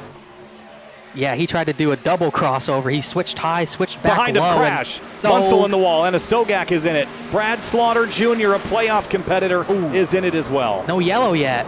Still no caution through all this. They got trucks everywhere. Slaughter's turned around, and there's still no caution. There's not going to be a caution. We will stay green. And look at what this has done. Now Weishart, Jacob Bell is second through all this. Where did he come from? The lead pack is now restricted to 6 trucks. And I think Weishart would like to keep it that way. Don't have a yellow, don't re-rack it, restack it, and give those guys another shot at going. The Ada Slaughter Jr. is back rolling in 17th place. He's got a lot of damage from that, more than I thought he would have. That is catastrophic. We've said that word a lot tonight for a lot of playoff competitors. At least the 3rd. Bell, Ware, they've kind of come up the order together tonight. They're both going to go to the outside of the 29. And now Weishart is fending off a very different group of drivers. Yeah, these are literally drivers we have not seen all night. So this is going to change everything, really, the way that Weishart's going to play this. But he's loose, though. A big bubble. I think Danny Ware hit him. Actually, no, he did not hit him, I don't think. But that arrow loose is such a big issue as Cameron Hearn gets back by him. Oh, Hearn's going to get turned. Oh, no. Weishart escapes to the high lane. 3 wide for second as the 4 slides for control. Bell tries to drive away from all of it. Here comes Eric Wineland from out of nowhere. Wineland, does he look 3 wide? No, he doesn't. He shoved the 4 into a corner. I am shocked that they've gotten away with this without a caution. Well, that 4's going to wiggle. Oh, boy. For how much longer? Oh, man. What can you say about this race? What has unfolded? We're still not the 20 to go, and now Jacob Bell leads through all this. We knew things were going to get spicy here at the end of this one, but not like this. A crash without a yellow has spread the field out, and we have new players up here and some that have absolutely nothing to lose. Jacob Bell leads the way, and that would be an upset for sure. And look who's in 8th. He avoided all that. Tom Bourne did, and he's not in the pack. He likely will compete for the win, but what a huge turn of events for him. He threw it away, and he's gotten it right back. Danny Ware trying to power on the outside.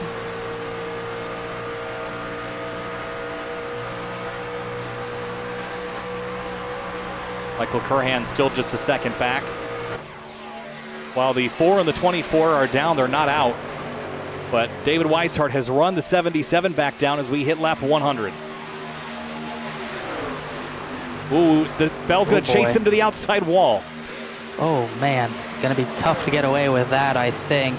Got to be respectful of your playoff drivers. Here comes the crossover. Weishart has the grip to do it. Not much Bell can do to defend this except just pinch like Beckner did, but make sure to give him enough room here. And where does Weiland go through all this? Looks like he's going to try to follow the 77 through and maybe into second place past him, but he'll have to tuck in for now. 20 laps to go here from Las Vegas. The ticker counts down, and tell you what, the drivers are counting down as well. This is going to be the longest 20 laps that David Weishart has had all season long.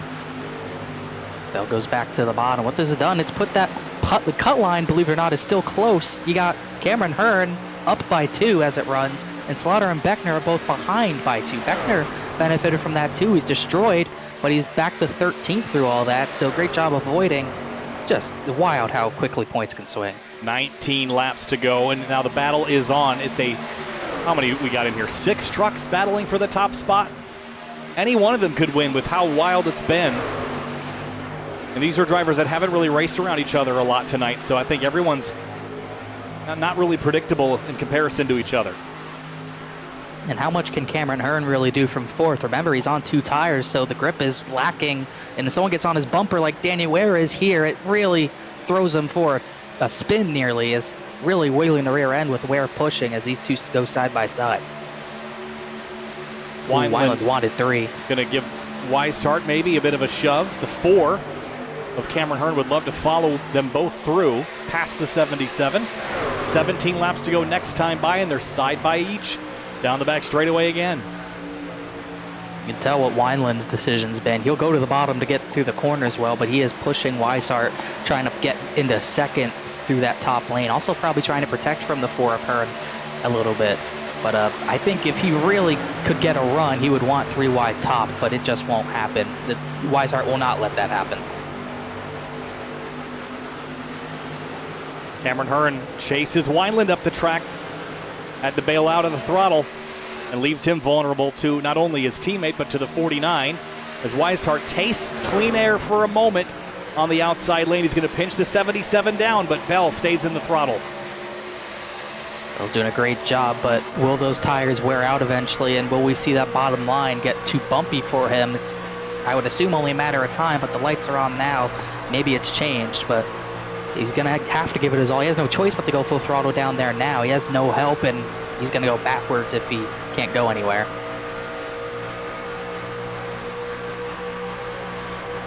Into turn 3, coming to 15 laps to go. Bell drives in hard into 3, and he is still hanging tough on that inside lane. Doing a great job, even leading a few laps here and there, but Weishart's able to pinch him down and give him nothing to it. Wineland keeps looking, pushing the 29 into a corner, and Cameron Hearn's trying to get some third lane going. Wow, Bell committed. He really committed to 1 and 2. That might have been the last lunge that he's got. Wasted a lot of right front tire heat on that move there. Yeah, sure did, but under 15 to go, you might as well try something. You got to see what works and what doesn't, because you're kind of stuck here no matter what. Wineland keeps getting runs. Hearn does as well, but just nowhere to go. No 3 wide option. 3 wide to the bottom won't work, so no reason in trying it. It has just been a dead heat. Nobody is able to get a significant lasting advantage. Chevy, Ford, the top 3. And Wineland is just waiting. All he wants to figure out is which line is going to prevail here. Because he's going to have to use that knowledge to make a pass for second or maybe go for the lead. 13 to go. And lap traffic on the horizon. I see that is. That's Anna Sogak, the 88, and also Brad Slaughter Jr. up there as well. As we'll see what they want to do. Ooh, big push. 77 was tight in 1 and 2. He's losing his grip on that lead. Side draft pulls him back in.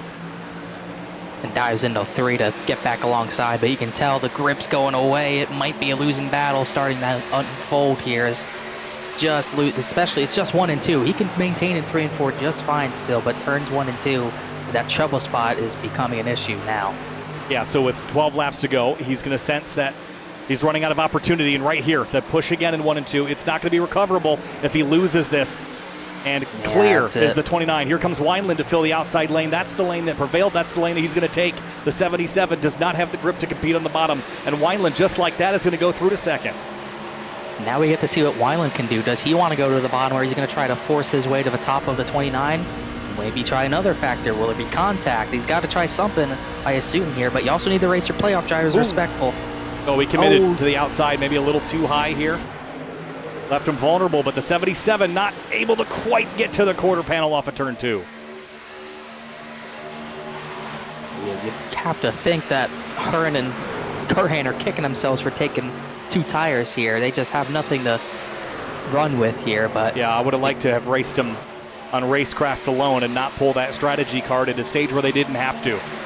They kind of forced their own hand. 10 to go.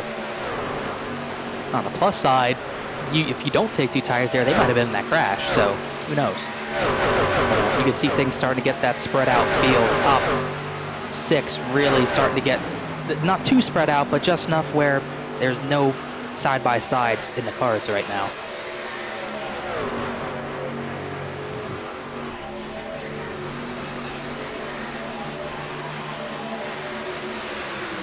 don't look now, but Tom Bourne, he probably won't get to the lead at all, but he has gained the last few laps on those top 6.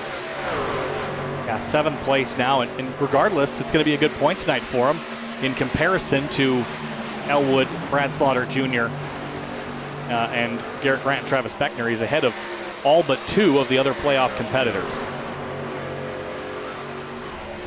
And that buffer for Scioli, we thought it'd come down. Because of that chaos, it really won't. He's still 31 to the good. He's only lost 7 points, so that buffer will continue. But definitely her feelings will continue in the next 2 weeks as well. A bit of a pack up on the back straightaway here as some lap traffic. Anna Sogak is dispatched. And David Weishart has really been one of the dominant drivers of this race. He led 37 laps. Now, James Scioli led 46.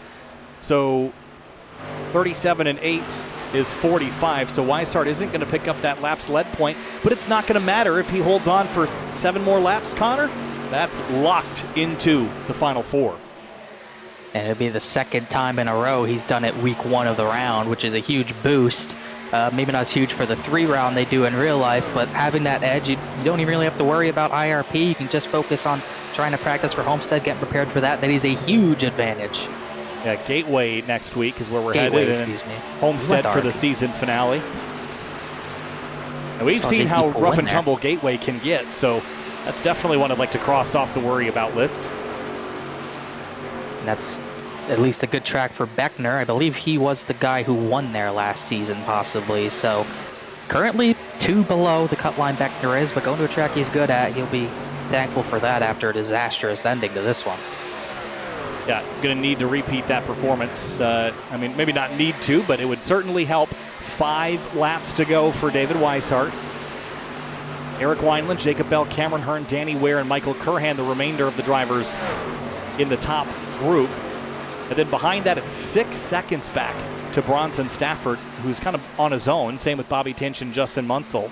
You have to go all the way back to 13th place Travis Beckner to kind of pick up what it could even be considered a pack, but it's just so fragmented because of that crash that we saw after the restart. It's still shocking it wasn't a yellow, but it has definitely caused this, that we had the entire 25 truck field separated by maybe 4 seconds at its peak, and now you barely even have 9 trucks separated by 10 seconds. That's how quickly it can change when you get packed racing like that. As come this time by, we've down the back straightaway, 3.5 laps to go as Slaughter starts to just ride behind the 29, maybe as a buffer.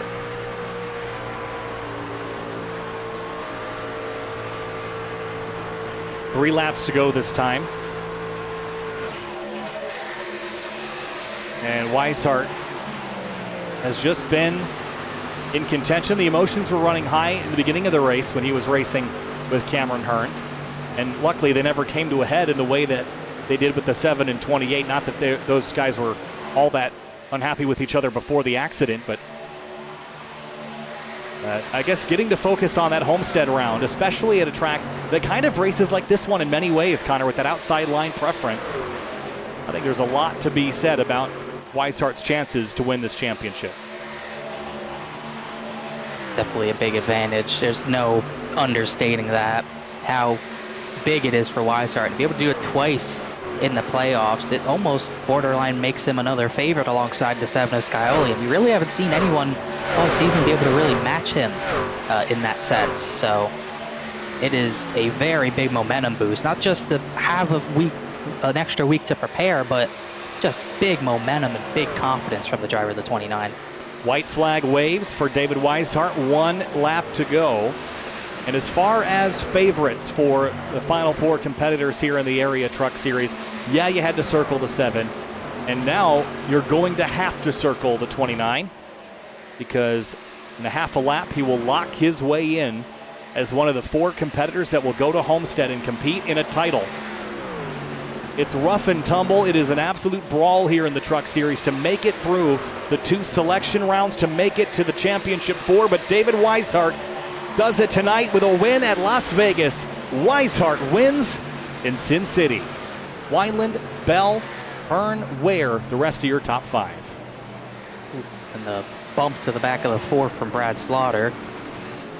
And didn't see where they came to a head, but That'll continue, but a great drive from Weishart. He looked to be in trouble after losing Scioli at the beginning of the green flag stops, but circumstances played into his favor big time tonight. Yeah, when that drama behind them happened, that helped a lot. But what helped even more was the decision by Cameron Hearn and Michael Curhan to take 2 tires. I think that was the critical flaw in their strategy, Connor. And had they had the tires to compete, they might have been able to out-racecraft them, but there was no one else up there that was up to the task. No doubt about that. And he definitely deserves to do burnouts. Can't deny that either. 45 laps led, so 1 shy of the most. That belongs to the 7 of James Scioli, and that bonus point might prove to be critical next week with a big portion of his safety net evaporating tonight with that crash involving the 28 of Travis Beckner. Yeah, it's can't understate how huge this is. I know we've just been kind of hammering it home, but he might be the favorite after that, especially after what we saw the last 2 weeks. That is, he doesn't really have any enemies, and some drivers at the top of the pylon have some enemies to deal with, and he might not have any to deal with, and that's also a huge advantage. Well, here's a look at your race results. Weishart, Wineland, Bell, your top 3. Then Cameron Hearn, Danny Ware, Curhan, Bourne, Senesac, Stafford, and Tinch. Top 10's pretty mixed just because of that chaotic restart. But Cameron Hearn below the cut line coming in, Connor. That's going to be a good points night for him regardless. He's 1 to the good from my count. My count's unofficial, but I believe I got it right. 1 to the good over Brad Slaughter Jr., who is the big loser in that pile up down to back straightaway. Did not bring out a caution. Also, shout out to a few non-playoff drivers. Another top 10 for Bronson Stafford and Bobby Tinch, 10th out of all that. Yeah, nice run for Bobby Tinch. Here's a look at 11 through 20. James Scioli down there in 20th place with that big crash in turn 4. Travis Beckner recovered pretty nicely, also involved in that collision. So did Brad Slaughter Jr., doing everything he could with the truck that he had at the end. Garrett Grant, though, disappointing night, and Alan Elwood. That's going to be a tough one heading into next week. Yeah, it's one of the drivers who's been so good, consistent all season, but just one race like that could make all the difference in your playoffs hopes. And he joins Garrett Grant in almost definite must-win situations. But at the very least, the chaos at the very end might have helped a tiny bit. Well, Jacob Bell was part of the chaos at the very end. Jacob finishes 3rd tonight, the number 77, 2/10 back from Eric Wineland. What a wild last run to the end after that yellow, the crash behind. It just mixed everything up, and you were up there slicing and dicing, leading the race, but just couldn't quite hang on for the win. Take us through your night and that run forward at the end for a top 5 result. Yeah, I kind of sit and duck there when, the big wreck happened or whatever around the 6th, 7th, 8th spot. I knew it kind of split the field up, and then at that point I had a half-second lead, and I knew it was just kind of a matter of time until they just kind of came by and blew my doors off. So was just riding, trying to race David clean because I know he's in the playoffs. So it was just really riding on the bottom there, and I was just trying to mind my business. Last 4 weeks, for whatever reason, and the trucks have been really, really good. Haven't been able to nail qualifying. We've qualified 17th, 19th, 20th, whatever.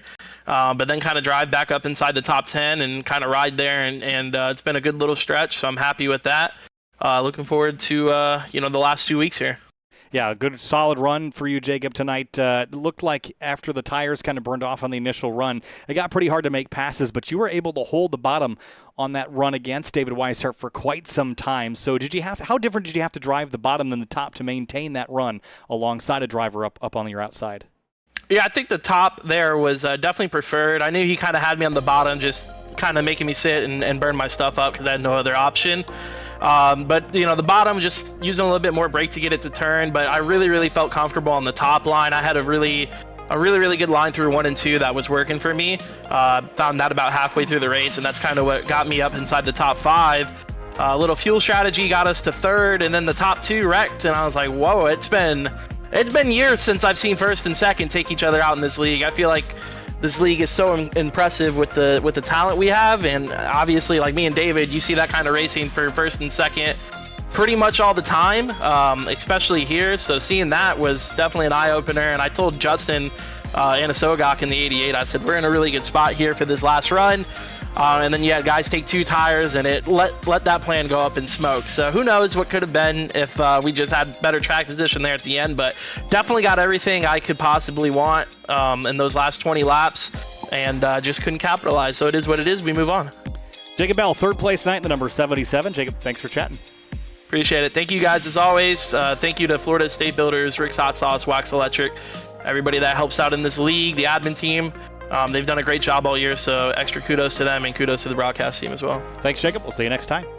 Thanks. And moving on now to second place, Eric Wineland gets the job done. Position number 2 from a starting position of 16th place. It got frantic there at the end, Eric, but you were able to sneak on through for a second place. And I'm sure you're probably pretty happy with that, although I'm sure you would also been happier with one spot better.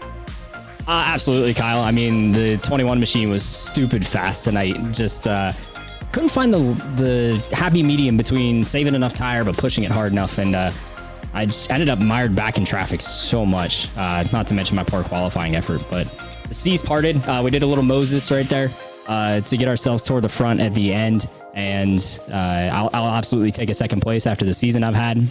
It's a good run. Hopefully it builds a little bit of momentum. Las Vegas, not a favorite track of mine, but when you get a good finish, it's always a good time. Yeah, certainly seemed like a good result there. And it seemed like a lot of fun as well to race like that. I know passing was hard, Eric, but were you still able to move around a little bit? We did see drivers hold station on the bottom, but it did seem like it was pretty single line in terms of finding single lap pace. Yeah, I mean, you saw, I'm sure you guys documented it throughout the early part of the restarts we had, that 2 wide was pretty common for the first like 10, 15 laps. Once it kind of settled out, man, it was so hard to pass. You couldn't really build a run. I had a hard time getting by Ricky Harden at the tail end of the pack just before green flag stops till he made a mistake. And then finally in the last like 3 laps before I pitted, it felt like it came alive on the guys I was racing around. But by that time, it was too late. It was time to pit. So I don't know if you guys caught it, though. That pit road entry I had was probably the best pit road entry I've ever had on the service. I gained like 3 or 4 seconds on Justin Anisogak up the road, and that put me in the position there for the restart then, which the seas parted and we made our way forward. So, and I want to give a huge shout out to you guys here at SimTV for you guys, one, let me help out on Monday nights, and of course, being able to put this on for the area guys. It's awesome to have you guys. The area team, all the admins, Jacob Bell, who helps run the show. I can't thank them enough for letting me work with them on this thing as well. Of course, thank you to Go Slow, my teammates. Unfortunately, JT and Dylan couldn't make it tonight, but we still carried the banner nice and high for a P2 finish. And I got to thank Tyler Nichols, TK, for being on the spotter stand tonight as well, helping me out as well. So, Kyle, I'm looking forward to Gateway next week. Not a favorite track either, but hey, this round is pretty good, even though we aren't in the playoffs. Maybe we can make it even better. Eric Wineland, second place in the 21 Ford. Eric, thanks. And moving on now to David Weishart and his 3rd win of the season. And David, I picked you to win this race, and I'm so glad you did, because on Michael Currahan's points list, as far as broadcaster picks, I'm going to continue to grow my lead, and you are going to move on to the championship 4. Congratulations. It was dramatic out there tonight.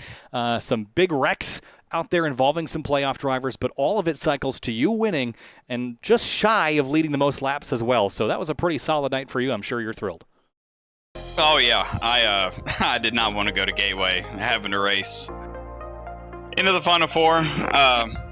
Man, it was white knuckle all race. We were all just seemed like we were driving our guts out, and I don't really know how to describe it. I lost a ton of time on that green flag pit stop. I don't know where that went. I had to drive so hard to get up there, and Travis and James were racing really hard there. I was behind them watching it, and I was like, well, just remember this is for last week. And they say it was netcode, so I'll take their word for it. Just hard racing, I guess. I mean, they're both racing for points, so just one of those races, man. Me and Cameron were kind of sparring back and forth on the radio. He threw a block on me early in the race. I had to throw a huge one on him going into one, but we're racing for a win to advance to the Final 4. So gotta do what you gotta do. I hate racing that way, but this package, it forces you to be that way. So I don't want to race like that, but that's what you gotta do. But either way, happy to move on. David Weishart will fight for a championship in 2 weeks' time. Congratulations, David. Enjoy not having to worry about anything next week, but go out there and have some fun at Gateway. All right, thanks. I just want to say thanks y'all to broadcasting, the admins, Ryan and John up there, and Matt Cotools, Bobby Tins for supporting the team this year. So thanks for all of them and the hard work they all do. Thanks a lot, David. We'll see you next week. Thanks, guys. All right, Connor, final thoughts here from Las Vegas. This was an interesting one. Tempers did get high, but a driver that won that I think was high on my list, obviously. He was my pick to win. But as we head into next week, the championship situation is interesting. Brad Slaughter Jr. and Cameron Hearn separated by 1 position on that cut line. Scioli's lead still exists, though, because of all the chaos behind him, but 2 drivers that are in dire need of a win, Elwood and Garrett Grant, 14 points back and 18 points back, respectively.